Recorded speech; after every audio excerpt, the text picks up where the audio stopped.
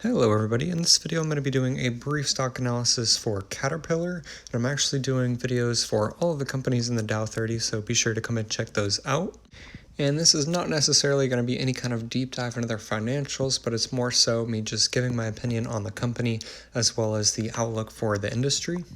So first of all, I wanted to go ahead and clarify what they do, because not many people know. They typically just think of the construction vehicles, but the industry they're actually in is farm and heavy construction machinery, so you'd be half right at least. But some of the few things that they do make here I have pointed out. It's that they manufacture and sell construction and mining equipment, as well as diesel and natural gas engines, and also industrial gas turbines. They're really big in the diesel and natural gas industry, and then also construction industries segments such as asphalt pavers, compactors, cold planters, feller bunchers, harvesters, motor graders, pipe layers, and the list goes on and on of the different construction vehicles that they do make. And if you are a large company in need of one of these construction vehicles or construction equipment, Caterpillar is one of the only US companies you can go to. Otherwise, you're going to have to shop overseas. But now actually taking a look at the stock, here's their 5-year chart. We can see that about 5 years ago, they were trading at $76, and then their high about 3 years ago was $173, and then currently they're at about $143. And then here, looking at the year-to-date chart, they were at $148 at the beginning of the year, and they're already back up to $143 when they went down to $87.50 when the overall market was down in March. And I'm actually surprised they even went down that much, with almost a third of their stock getting cut, because this company is really not going to be affected really long-term as a result of this. And this industry is really not affected as much as just about any of the other industries out there, but I guess because they are a manufacturer, they were just having to take on new protocols that may have hurt their margins slightly.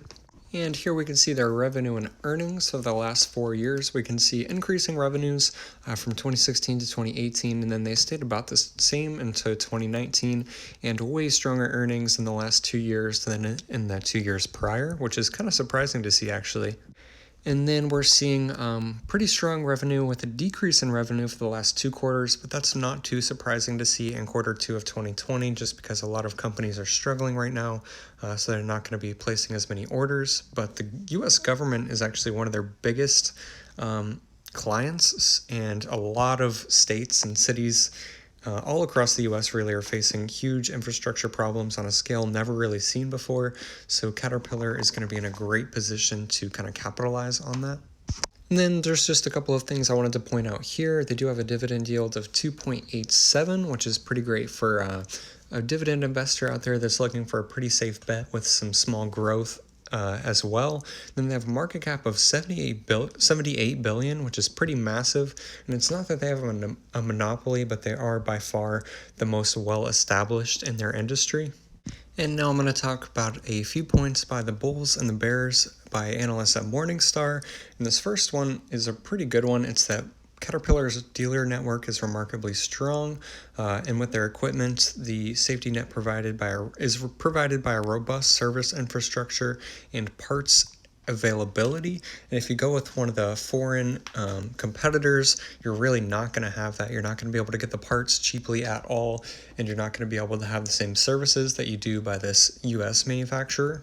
And then the second point is also a good one.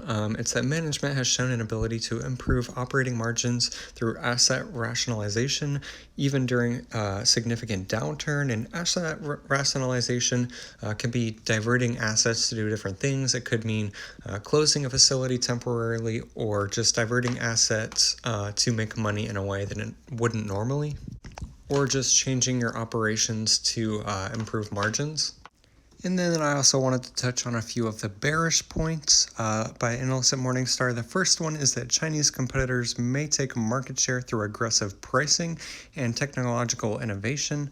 And although many clients, like in any industry, will want to go with the cheapest option, with Caterpillar being a US company, I think a lot of people will want to be with a US company so that they can more easily get parts if something breaks in the machine, so they won't have to replace the entire thing or wait months on a new part, which could be really costly. Also, if they get a new piece of equipment that they don't know how to use, they're going to be able to get that service to learn how to train their crews, whereas if they get a Chinese piece of technology or equipment, that's going to be a lot more difficult for them. And then the second point is kind of that they're in their peak cycle right now, because they're very cyclical, which leads into the next point. But they're kind of at their best operating margins right now, which isn't sustainable. So they're going to have to probably increase their prices, which is never good for a company. And then the last point is that they participate in a highly cyclical industry.